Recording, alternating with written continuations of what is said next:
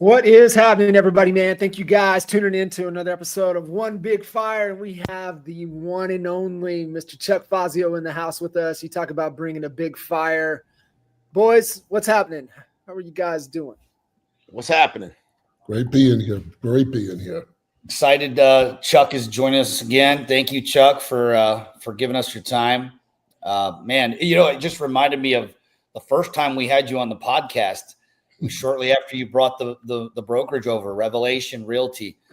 But I think that, there's people that are listening that I don't know how anyone doesn't know you, but let's give you a quick little introduction, and then let's dig into a couple things that I know that are on a lot of agents' minds that they want to really kind of decipher and figure out. We're gonna talk about the big, beautiful bill today and what that means to you as an agent, the truth about it. And we're also going to talk about why 6,800 agents switched brokerages in Q1. It's actually a 66% increase, I think is what I read, over last year's quarter. So that's a big deal. So we're going to talk about it and chop it up. But Chuck, welcome, man. Tell us a little bit about, just for people that don't know Chuck Fazio. We know you. We love you. You're our brother. But tell us about Chuck. Well, yeah, me and my beautiful wife, who's my best friend, we, since 2005, set out to own our own brokerage. And the long and the short of it is we built it to be the number one single office brokerage in the country. By the time we closed it down, 906 agents doing $2 billion in production a year out of one spot. And, making the move to EXP was probably the hardest decision I ever made in my life. And I know you guys know that because you were on that journey with me. And, one thing, what I live by is, look, you go through this life one time and you look for opportunities, and they're not just going to jump out at you and create this perfect scenario. If you're not taking risks, based on some educated facts, you're going to be sitting in the same place. So that's what we did. And, with your guys' help, partnering up, just literally just yesterday, we were on a walk and talking about, just reflecting back on that, how catastrophic that could have been in our life if it didn't pan out. Like I said, we didn't get paid one penny. There was not even incentives for us back then. I look at some people now, I go, shit, I don't like to take that incentive. And Yeah. But no risk, no reward. There's a lot of truth in it, and it paid off. And God definitely guided our path in doing that and partnering with you guys. Chuck, I don't know if we even talked about this before. And I'm always curious on decision making and how people make decisions. For you and Angela, what was kind of like, okay, we feel good about this. I mean, obviously, a lot of prayer, falling on faith. But for you, what and Angela, what was like? Because I know people struggle with making decisions, and so any kind of like your decision making and how it helped you to make that decision, because that was, like you said, I mean, that was a massive decision that you guys had to make. I mean, it's literally a fork in the, we go this way, we go this way. Like for you, what was it that helped make that decision? Well, operating a brokerage at that level, when you're in the mix and doing that, you don't really realize what you do, and it's just normal to you. And until we stayed in our own bubble, we didn't go hobnob with people and other broker owners. Until we really wrapped our mind around, holy crap, the enormous size of our company. Like I said, it was the number one single office, so nobody had one that size. And the headaches that you deal with, and because we've operated at that level for so many years, what became normal to us was completely abnormal in the industry. And we started to realize that the pain points we had were the pain points every other brokerage had. And we were getting tired of those pain points. You know, we thought we owned a business. We thought, hey, this is what we're going to retire on. This is what will generate us, money. And not being around, especially you three. I mean, you guys, you made me think bigger, because remember, like I said, I didn't hang around other people at the time. Nobody's going to give you advice. And the three things that, because I was never raised a business guy. I'll just outwork anybody. And the three things that, and I think it was Jay, you had mentioned something like this, and everybody thinks of money freedom, being wealthy, but nobody, I shouldn't say nobody, but very few people go to those other two pieces that go time freedom, and then that last piece, location freedom. That never even crossed my mind. Most people just strive to make money. But without those other two pieces, you really don't have a lot. Yeah. And that was the point that we started shifting our mindset, going, yeah, we're making a shitload of money. We're not one of these brokerages that are skin of the teeth. We were making good money, but we were having our life sucked out of us. Mm-hmm. And if we had to travel somewhere, if we wanted to go travel, like we were talking earlier, wanted to go to Europe for a few weeks, we're on the phone all the time dealing with problems, because nobody else is going to operate the way we do. So that was, John, to answer your question, that fork in the road to go, do we want to stay down this path that we think is comfortable, at least from a financial standpoint, or are we going to be just damn risk takers and look for those other opportunities? And we're risk takers, and that's what we did. I love that. And being able to point out the different, the things that most people just get caught up in the routines in the day to day. They don't even think about the other elements, the other pieces of freedom. And, that's the thing that we experienced. I mean, we were all independent before, made the jump to EXP. And that's why part of the reasons we created NAEA and had the mastermind is because when you're independent, you're on an island. I mean, you really are on an island, and we were the safe,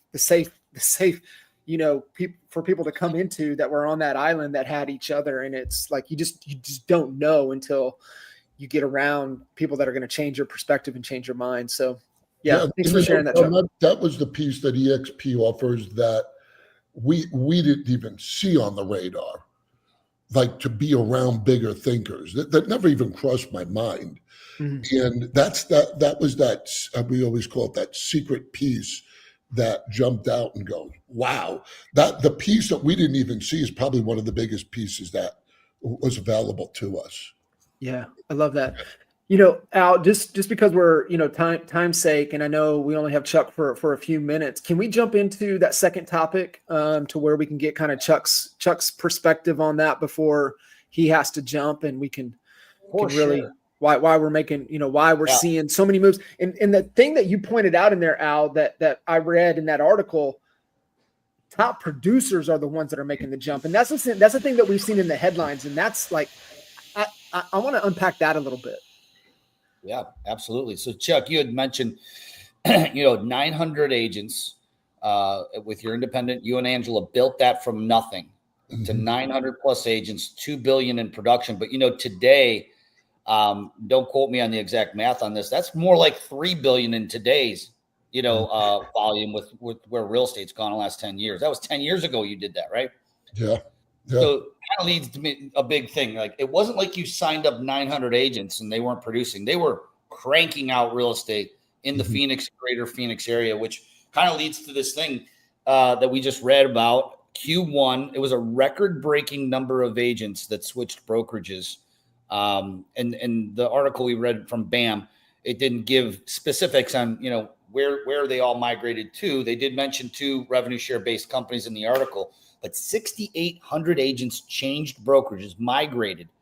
And what we noticed on the report that they were citing, which wasn't the BAM report, it was a separate recruiting report, was that mid-Atlantic states had the biggest shift, but they were also they had the biggest percentage of drop in agent productivity. So we could just kind of chat about that one thing, because really, Chuck, you as a leader, as a coach, broker, an owner, and now, one of the biggest influencers in our company. You focus heavily on production. You wouldn't be able to do 3 billion in today's volume, right? 2 billion 10 years ago, but it would be 3 billion today, and leading 900 agents, which I don't know. God bless you. And I don't know how you did that. I mean, that's serious. That's why I'm here. What are your guys' thoughts, Jay, John, Chuck, on 6,800 agents? Where do you think they're going, and why are they going? I hear it, man. It's never been, I don't know if you guys are all feeling this. I'm sure you are, but I've never been as busy as I've been since probably 2017, 2018. Like the number of three-way calls I'm having, the quality of brokerages that are coming over. I think we've gone through the last 3 years, and from a broker perspective, when it's tight, it's really tight right now because it's been 3 years of, we have higher commission volume when you look at the numbers, but 3.8 million sales is compared to 5 million plus the 3 years prior. And so, I think people have been struggling, and they're just looking for a better way. You get to a place where if you're not making money and you don't know, there's got to be a better way. And that's, so I see that conversation, big brokerages moving over right now, but the individual agents, I just had a call this morning, and she said literally that she hadn't even seen anything of mine. It was a scheduled call that I got from Humanize, which I had canceled 3 months ago, and they still keep doing it. But she said my repeat and referral business is just not as consistent as it used to be, right? Which is people are on the fence, not selling with 3% interest rates. They'd like to move across town to that neighborhood, but they just can't justify the higher interest rate and the higher prices and making the move. And so people are just open to something different. And this lady's been in business since 1985, and just looking for some place that has some predictability and consistency, some way to get, more consistent and predictable business, because the ways that I've been doing it are no longer working. I hear that over and over and over and over. And, I think that, EXP has just been the destination for, and we've been recruiting agents the last 7 years. They've been, picked out and pawed at to come to EXP, so what's the first thing they think that maybe I should try this EXP thing? Maybe this is, worth giving it a shot. So I think that's been part of the reason we've been so busy. I think the model's proven. I think we're at scale. I think the grass isn't greener. We went through 3 years of agents, leaving EXP, going over to one of these Me Too. I call it the Me Too movement. And realizing that, and Chuck, I love your insight on this too, but, when we were growing, when we were at 10,000, 15,000, 20,000 agents, we were not perfect. It was a total shit show in many respects, but we were still growing. So we were able to, we were willing to deal with more of that as we tried to scale and keep the, wheels between the ditches. And these companies are hitting attrition at an earlier stage than we did. And so the growth isn't happening. All this hope that the grass was going to be greener and this is going to be the next EXP, and you can't solve this problem, and I can't talk to a human, and all of these things that you have to deal with while attrition, while they're not making money. They don't have the money to go put into solving these problems, getting the right people, getting to scale. I think people, you get to a place where they're like, listen, if this isn't gonna fix, I gotta go. Like, I can't stay here. And so we're not losing agents to the competition. The competition is coming back, and it really feels like we're just, in a blue ocean right now in terms of the best place to be to build your business. Yeah. And to jump on that, Jay, and it's because I got to watch how agents actually work functioning in a brokerage. Having 906 agents, what people also don't realize, over the years I've had it, I've overseen thousands of agents. Mm-hmm. And most people, the average agent, even team leaders, really can't get the whole spectrum of what our agents have. What is their mindset like? We have, because we dealt with them for years. And one of the things I can tell you, and this is just human nature, I'm going to venture to say that everyone on this call on a disc level is a D. Some level of high D. I mean, me and Angela are just both off the chart. D's. It looks like they have the same disc. And what I realized by understanding that is D's are the minority of the population. I think it's like 14 or 16%. So when you put that in perspective, most people you deal with are not drivers. They're not going to jump. Matter of fact, they actually look for the perfect scenario of no hiccups, which will paralyze anybody. So Al, when you said those numbers, here's what I'm really believing just by understanding the nature of people and agents, is they're finally going, wait a minute, this model is the future. You know, whether it be us or those Me Too's, which I agree, Jay, is look, Me Too's are fine. What they're saying is, look, that model works and we want to copy it, just like we copy stuff, you know, in our own businesses. So I think what people are finally going is they're not going to be looked at as crazy taking those risks anymore, because it ain't a risk. What I do tell people, though, is when you look at EXPS, when we were in it, it was a shit show. I mean, there were times I'm going, shit, what the hell did I do? But we also know as drivers, you got to keep failing. You fail forward. That's how you get ahead. And we paved the path. We laid it down. What people aren't realize is what we were and what we've been, we're at a whole different spectrum already. So those Me Too's, they're just trying to figure out what we did at the beginning. We're already 10 steps ahead. So I got to tell you, when me and Angela talk to agents or I talk to broker owners, I literally just say to them, you're absolutely insane not to make the move. 45.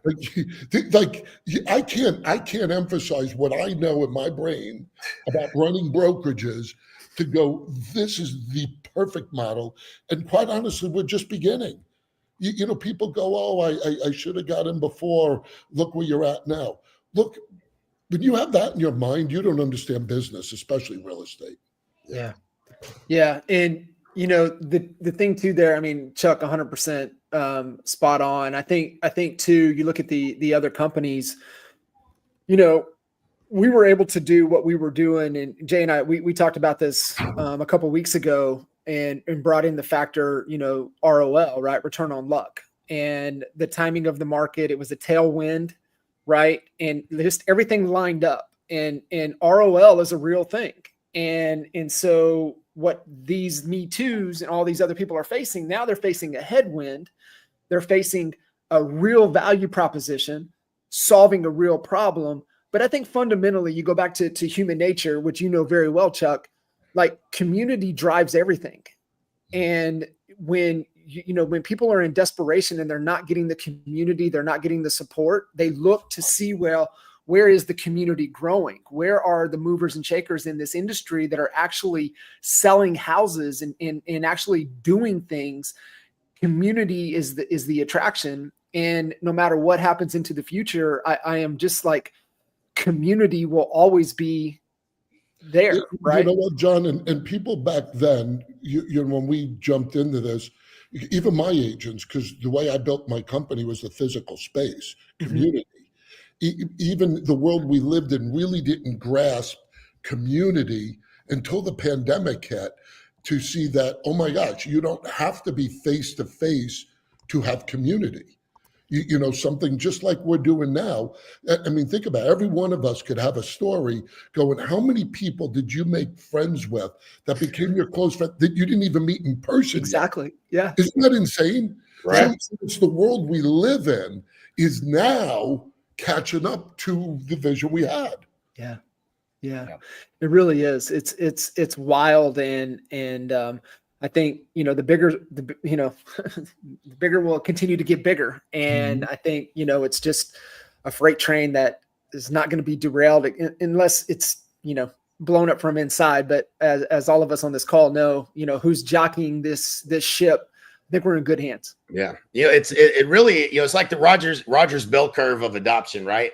Like when you really think about it, it feels like, we know we were kind of the early adopters, right? So then there's the chasm, and then it's, the early majority and the late majority. That's the bulk, right? But at that point, the company has to have a total and complete solution. It needed to solve a big pain point for all of us. It did. And so this model solved the pain point that we all saw and we all experienced as the highest producing agents in the industry. And we're like, no brainer, we're going to do this. And now what's happening is, like, when you come on board now, we used to make $10 million a year selling coaching, EOS. They give that shit away free.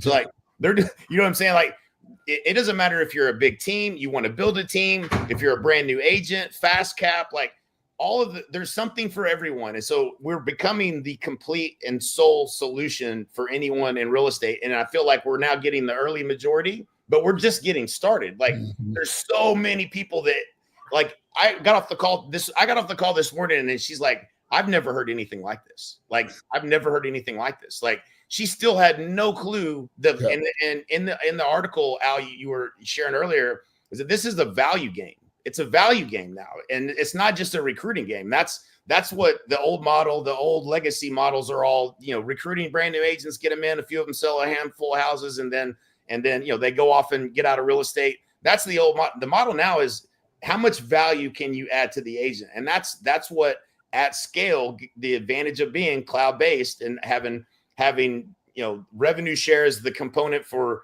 growth, the growth engine of the company. All agents can participate, not all of them do. But then the rest is, how do we add more value to the agent, more value to the agent, more value to the agent? And that's why we're winning. We're winning because we're actually helping agents get into production. I always jokingly say, like, when you get a real estate license, they should just give you a plaque that says "figure it out," because that's what it feels like. And that's how every single, like, a million real estate agents that are not EXP are just, every time I say that, they all go, "Oh, that's how I feel right now." Like, that's why they end up getting on a call with me, because there's no one actually helping them. There's not a path for them to get to success. And as we become that more complete solution, it becomes a no-brainer for even the middle agents that are not just the top producers. All the top producers are coming. It's such a no-brainer for them. But even for that agent that's new, having a plan to get into production is critical, or you're not going to survive this business. And so it's a fascinating time right now. And just watching the company execute on things like at world-class speed blows my mind. Yeah, I got to jump, guys. Chuck. I would love to. I know it was a last minute for me to get on. You guys have been awesome. I'd like to do it again. And, for anybody listening to this, I couldn't have partners like you guys and everyone else. So one of the pieces I always say about EXP, yes, we got great leadership. Yes, we carved the path. But the people we have at this company, the other companies don't have them. So, hey, I love you guys. Love you, Chuck. Safe travels, buddy. I'll see you soon. Appreciate you, brother. Man, so to your point, Jay, what you're talking about, and it was it's a concept in guy. His name's Pete Martin. He's a disciple. He's a Vern Harnish disciple, and he this is what he says. He says, "Job to be done." Right? Like, people hire the job to be done. So you think about everything that EXP is providing, it's because it's a job that they're looking to be done, that they don't have the resources or understanding that they need it. EXP is providing it. It's no different than, I honestly believe, like, to me, the indicator of where the company is going is everything Kendall Bonner's doing. Like, if you want to pay attention, you want to see the future of EXP, just go study what she's doing. We talked about it. I sent you the book, whatever the name of the book is. Like she's out there. Like, she has her own team. She does her own thing. She beats to her own drum. But she, like, you want to see where the future is, just go see what she's doing. And, like, she's bringing in companies and bringing in resources, like the equivalent of place to individual agents. Like, we have that. It's a job to be done. And the reason these legacy brands, because one, they don't understand to provide a job to be done to the agents in today's climate. They're just not thinking about that. One, they're in panic mode because they got 4 cents of every dollar to make the thing work. And the math is impossible. So it's just really interesting times. It's moving fast. Yeah, it is. It's moving real fast. I think the big thing that that we've kind of been working on for the last 7.5, almost 8 years is our value proposition. And what it was, hey, come on over. We're going to, basically give you all the things that we used to sell coaching for, everything that made us successful. Here, take it. It's yours. And of course we do, live every week. We do our group coaching and whatnot. And Jay, you really dug in and created an irresistible offer. And I wanted to say, preface it with that, because this is an offer that no one else can make. No. There isn't just at any of the other companies. There's no one else that can do what we're doing. In fact, I was just texting someone that we all both know, and went to one of the competing brokerages, and I sent it to him. I sent him the webinar that we've been using. Okay. And just like, here, man, this is like when you have two pro teams going at it. Okay. And one team says, here's my playbook, take it. The other team usually, takes it and runs with it. Like, oh, I'm going to look at this playbook. I want to see, what are they doing over there? Run, whatever it is. And so we can give our playbook, literally give it. Here you go. And you can't duplicate it. It's just impossible. So yeah, I mean, when you talk about movers and shakers, I texted you, Jay, and I don't want to give it away, but like literally tell me, like, Tracy, year to date, up into from January through this May, she's onboarded how many people, or at least are including the current list right now? Yeah, so the currently in the onboarding which we started making this offer. And by the way, like, spoiler alert, let me just tell you what we do. Like every single agent we hand on board, and then we have a plan from day 1 to day 90 to get them into producing 2 to 3 deals a month consistently. And it's what every agent's looking for. Like, I need something predictable, consistent. They say it on every call. They don't know where to go. They bought this, that, the other, and it doesn't work. And we know how to generate customers for agents. Like, if you increase conversations per day with people that want to buy and sell real estate and are open to doing business with you, you will sell more houses. That's the leading indicator. So the kernel of the strategy is to do that for every single human we bring on board, and doing it at a level of implementation being done for you that you can't get stuck, or you don't have to go. Like, going back to what you were saying earlier, like what we used to do in coaching, we used to be like, man, that, like the half the people on this call, your Caleb's, your all the people that we know that are super A players, Steve McCarthy, you could give them the game plan and the playbook, and they go execute it. And then for everyone else, you get stuck somewhere in the process of, like, I can watch a bunch of videos, but did I follow it exactly? Or, I didn't quite get to it because I got busy, and, I didn't implement this piece. And so, most agents struggle with implementation. Like, you're busy, and then, when something does start to work, you're just busier. And so it's harder to execute when you're busy. You're working in the business, not on the business. And so, it really comes down to just providing, that value. As far as onboarding this right at this moment, as far as the last update, we didn't have a meeting yesterday because of Memorial Day, but we had 100 people in onboarding right now that are going through the process. We onboard you into the tech. We build your ad strategy and your lead generation system. We help you with your branding elements and done for you, all of that. We help you with a content strategy that aligns to the type of leads that are being generated, so it makes sense, right?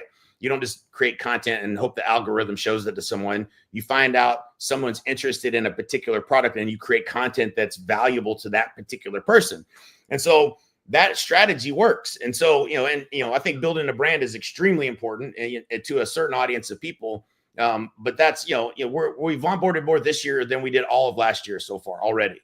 And it's because we're playing the value game. And, this was a decision that was made, honestly, out of understanding investing in money. I've invested in apartments. I look for a double. That's a common number you're looking for, double in 7 years. I like the tax deductions, especially with the 100%. Caleb mentioned that. That's definitely good for us in terms of investments. But, where can I create $3 million of passive income in 5 years? Right here at EXP, right? So why not put more money into building systems to add and execute on what the agent needs, so it's infinitely easier for you to bring an agent on, and they're way more likely to be successful if they do join us.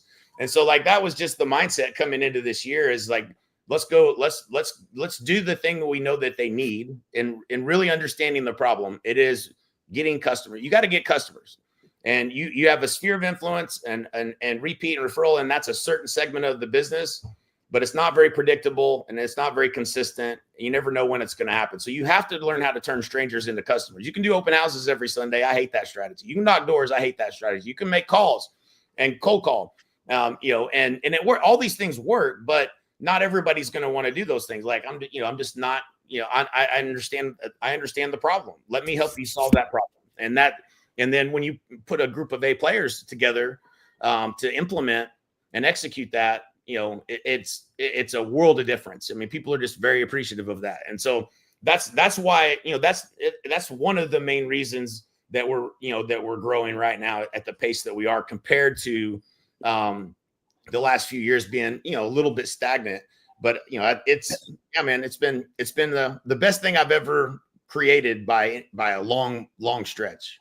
Yeah, I love it. Al, we'll go to the next topic real quick. But I was listening to Bezos again last night on something. I've heard him just over the last few days catch the same. It's probably variations of the same clip. And he's like, "Listen," he said, "You're gonna get in trouble if you focus on the competition. If you focus on the customer, you will always win." Mm-hmm. And I think a lot of the other companies out there, they're focused on the competition and they're not focused on the customer. They're not focused on their agents. And that's why we're winning. That's why EXP is winning, is because we're focused on the customer. We're not focused on the competition. That is such a great point, John. I mean, the timeliness of that is eerily like great. I don't know how, but it was like literally because Friday I got blown up. And I don't even want to get deep into the weeds on this one because it just kind of annoys me. But there was another agent in our market who was heavily focused on the competition and got himself into some trouble because of it. And it was one of those things. Jay, we went to the meeting in Dallas. We're talking about people. I was like, you know what? That room was not in there talking about the competition. We were in there talking about the customer. We were in there talking about how can we increase our value proposition to the agent. And it was amazing because everyone was humming the same song from the same song on paper, sheet of paper. And nothing feels better than that. I remember a couple years ago when, in the Alpha Group, when it was just turning into this massive just show of negativity, and it was because fear crept in, it broke through the door, and you know what? It's gone. We got a leader that does not. It's like oil and water with fear. The dude's absolutely fearless. And Leo Pareja, we are thankful for him as well. But yeah, let's dig into our second topic, the big beautiful bill, fellas. Some good stuff in this. We're going to focus just on the good stuff because there's a lot of other unknowns, but the stuff we know about is how it's going to affect real estate agents, homeowners, and investors that are looking to increase their portfolio, buy more apartment buildings, whatnot, and what we can do with that. All right, I'll start out. Let's see. I just lost my page. Here we go. All right. So one of the things I wanted to point out, which I didn't know, I actually literally had to look this up, and maybe you guys knew, but a qualified business income deduction. I kept hearing about it. And for those of you listening and you don't know what that means, if you're like an independent contractor, solopreneur, or whatnot, which is us as real estate agents. This new bill makes a permanent deduction for qualified business income after December 31st, 2025. So that the current deduction set to expire the end of this year. This will then extend it and raise that deduction from a 20% to a 23% deduction. 90% of NAR members classify as independent contractors, small business owners, and everyone will benefit from this. If it went away, that means you're going to be paying 20% more in taxes, and it's 23% it's going up to if the bill passes the Senate. Kind of a big deal. Now, this would be for if your taxable income is below, I believe it's like $190,000, maybe $193,000, something like that. So if you fall into that category, 90% of NAR members, which I would imagine 90% of our agents do as well, this is a good thing in relate to what you're paying in income taxes. Yeah, that is really good. And I think it's a good point to point out. Like everybody's like, man, what does our NAR money go to? Like what are they doing for us? Stuff right here. These things right here that are looped in here, like 1031 exchange would go away if NAR wasn't there. This tax deduction would go away. In fact, they were pushing for us to become wage employees instead of 1099. So like that's the thing that people don't understand. What good, bad, indifferent, whatever you want to think or say, that's what NAR is there doing. I mean, get into whatever else about it, but the whole intent in what they're fighting for is to keep these things available for us, and the things that are here that you're discussing now in this bill. Yeah, and the truth is, guys, we all know, being real estate professionals, being in this business as long as we all have a lot of friends that are on the other side, the mortgage side of this. And the mortgage, even the guys, I want you to imagine, just think of the first name that pops in your head of a mortgage broker out there who's just killing it. They've been killing it. They're at the top of the game.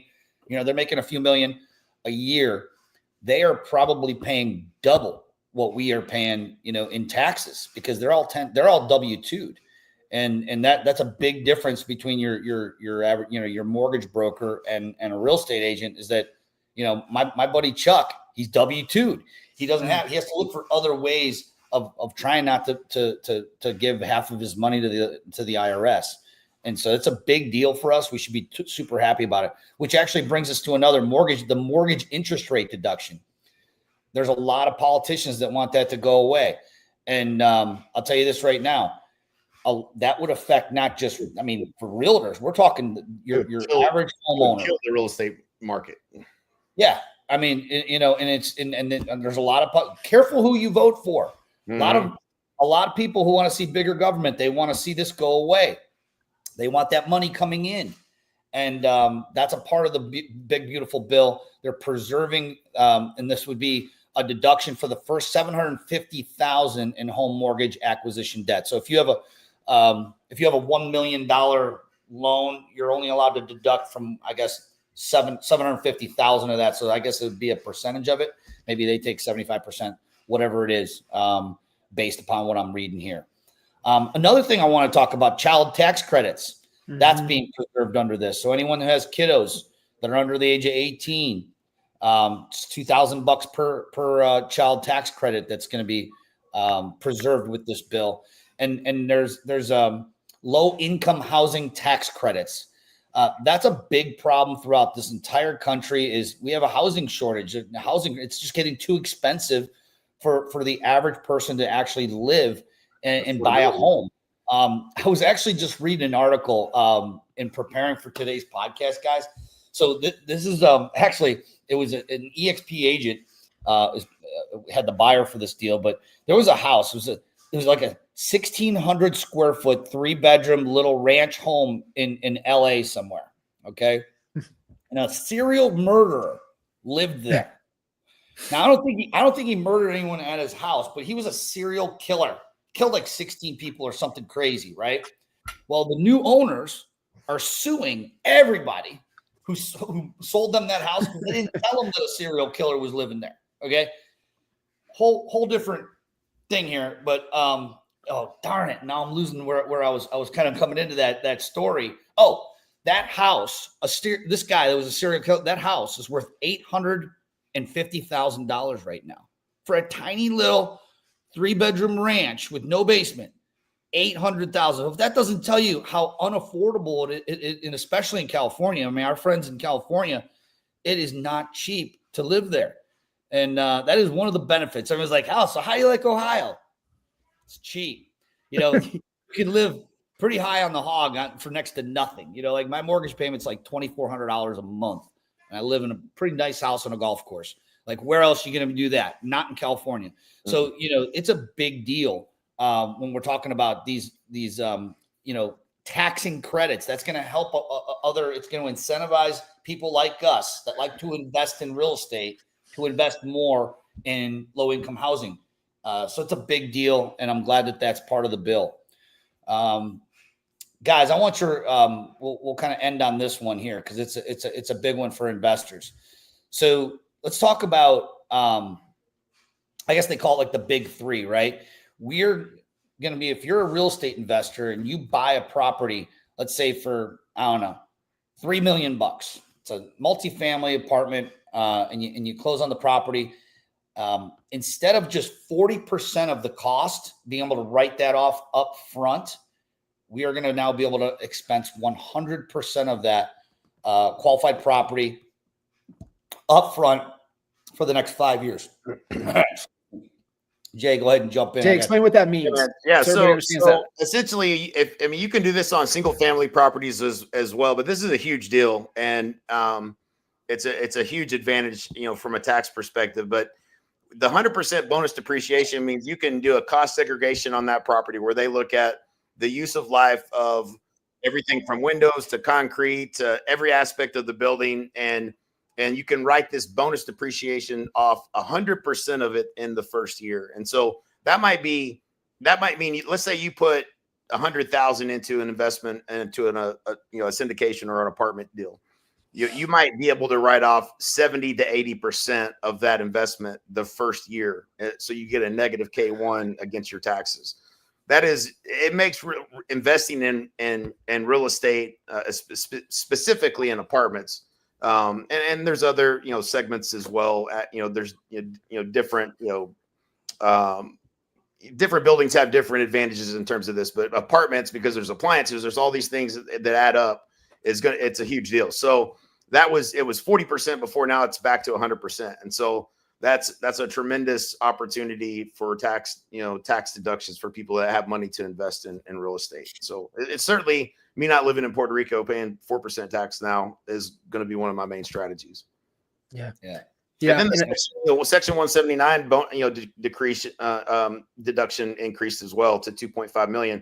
So for buying business equipment, vehicles, and things of that nature. So that's another big one. And there are, for those that are looking for strategies, you can invest. You could buy $1 million worth of equipment. There's companies that you can make an investment and then they lease that stuff out for you. So let's say you put down 100,000 on 10% down on $1 million worth of equipment. They spread that out amongst different industries, different types of equipment, and then they lease them for you. So they're cash flowing, and you get $1 million deduction from the total amount that you borrowed against. And then they guarantee to buy that equipment back at a pre-agreed price, I believe, in year 5. So like there's a lot of ways to defer tax, if you will, that without these, we're just paying a ton of taxes. Yeah. Go ahead, Al. Said deferring tax. You're not avoiding taxes. It's deferring taxes, right? Because that is a big thing, and we're not tax advisors. So talk to your CPA with specific questions. Well, let me. I was talking to a friend that stopped by the house here yesterday that got hit with $125,000 in additional taxes. Not a real estate guy, just a normal guy, has a bonus structure. He got paid, hit a bunch of bonuses for the company he works at, and his tax accountant, who he paid $1,000 to do his taxes, said, "Oh, I'm sorry, you owe $125,000 more than we thought you owed." And I want to stress, like, you need a tax strategist, okay? Mm-hmm. Not just a tax accountant. You need a tax strategist. A tax accountant is just going to count the beans. You need a strategist that gives you strategies for deductions. And that's, I think, for most of my life, I didn't know there was a difference.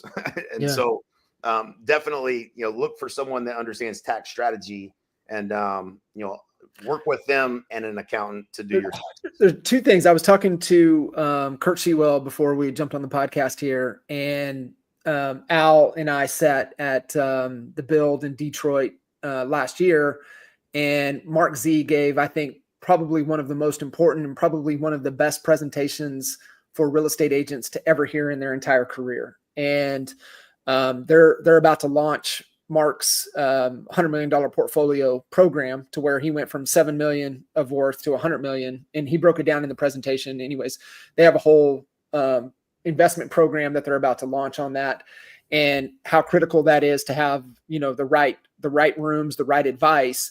And then Kurt was also telling me something. It goes back to the point here of the most critical information, other than customer acquisition and leadership, but understanding the investment, but also understanding the tax game.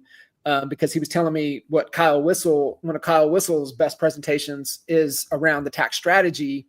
And Kurt took exactly what what Kyle's talking about and pressure tested against his gal. And she goes, oh, yeah. It's 100%, 100%. Yeah, you don't need this. Oh, yep. Oh, and you have this, this, and this. And he goes, good, you're staying, right? Because that's exactly to your point. You got to have a game changer that's a strategist that is helping you strategize the moves and taking advantage of everything that's available in the game.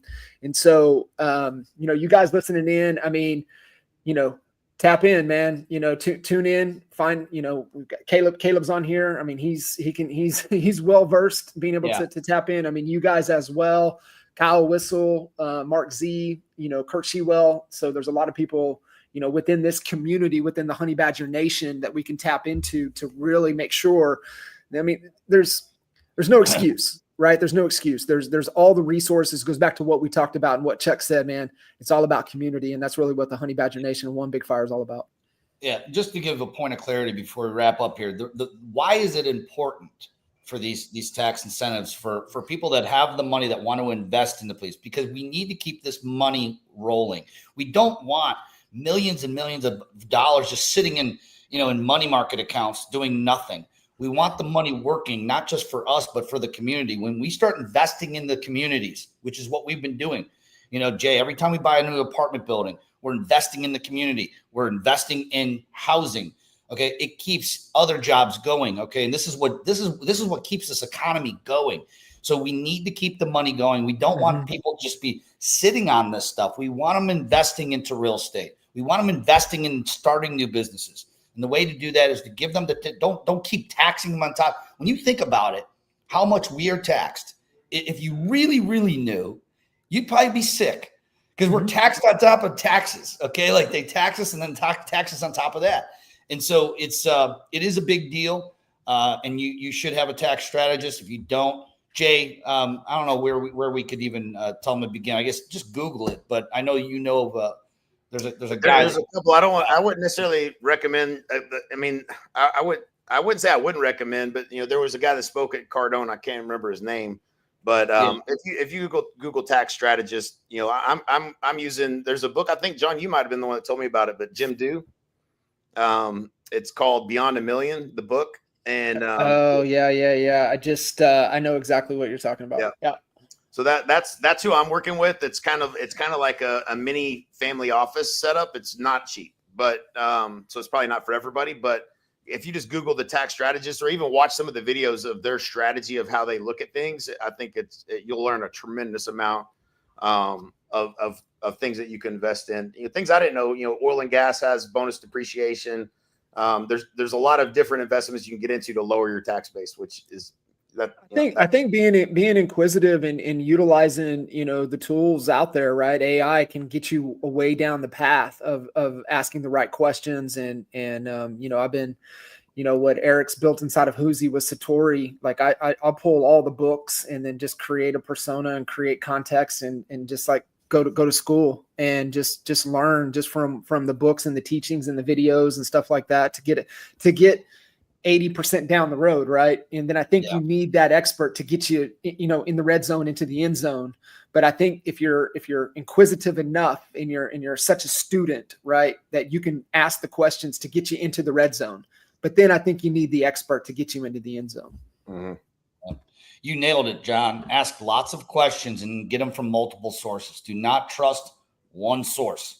Yeah. Inevitably, it may not get you in trouble the first time or the second time, but if you just go to one source and that's it, you're going to get bit sooner than later. So go to multiple sources, ask lots of questions, have an open mind, be inquisitive. And last but not least, make sure you go to honeybadgernation.com, get your merch, get the fresh merch out. I don't have my legacy one on because I just got back from the gym. I got the Agent to CEO. We're going to be making an announcement on Agent to CEO Cleveland here pretty soon. We're just waiting to hear back from one band.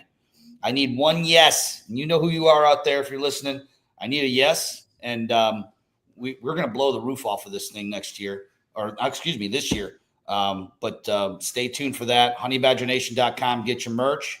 And what's up, Rob Edwards? How you doing, man? All right. We'll check it out. We'll find you on Workplace. Cool. Gotcha. Awesome. Cool. Awesome. All right, fellas. Good stuff as always. And man, honeybadgernation.com. I know we've got a few days left to get our Honey Badger of the month. So is that Honey Badger? Can we get there at honeybadgernation.com yet? Can you get that to be able to vote? Is it there or is it? Let's see here. Last time I checked, it wasn't on honeybadgernation.com. It was a direct link. Yeah, it's Honey Badger Award. Honeybadgeraward.com. Honeybadgeraward.com. You guys go nominate that Honey Badger. There's some Honey Badgers out there that need some recognition, and just an opportunity to be able to showcase the many amazing people that we have in this community. That's it. All right, guys. All right, man. Awesome. Appreciate you, fellas. See ya. Yep. Yeah.